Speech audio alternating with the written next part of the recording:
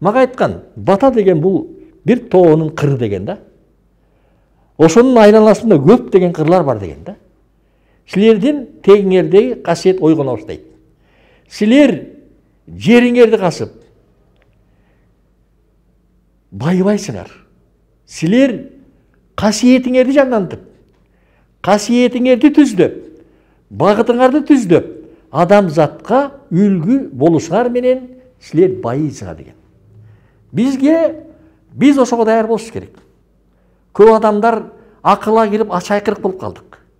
Мына көкүрөк жан дүйнөдөн кирип, көкүрөгү менен сүйлөп, жан дүйнөң менен сүйлөп, аярылап, ойлонуп, ой тогошуп, сөздү кынап, ыраттап, сүйлөп, эмин коңгуза турган убакыт мезгил келди.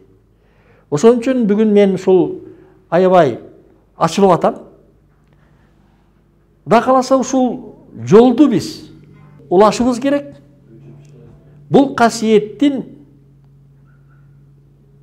аябай уютку куттай кылып уютуп, касиетти жан дүйнөдө багып, аяр болуп, назик болуп, кемеңгер болуп, акылмандылык болуп, даанышмандылык болуп, келечектеги муундарга багыт бере турган мезгили келди.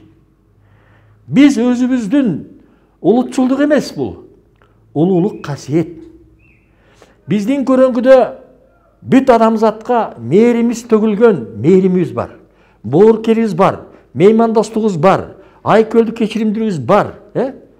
Биздин салт санал кечеги эле кылымда келаткан салт сананын ыйыктыгы не бир деген бизде таластан жаңгырос деген өткөн.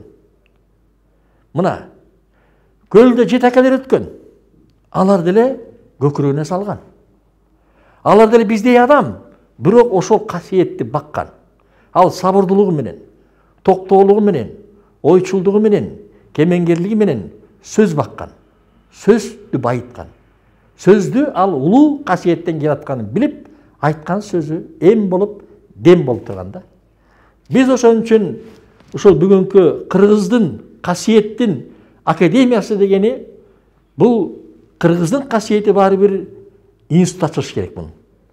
Азыркы өспүрүмдөрдүн келаткан өспүрүм наристелерден баштап, анын канында эмне бар, тегинде эмне бар, ал эмнеге жөндөмдүү деген бир илим ачылыш керек.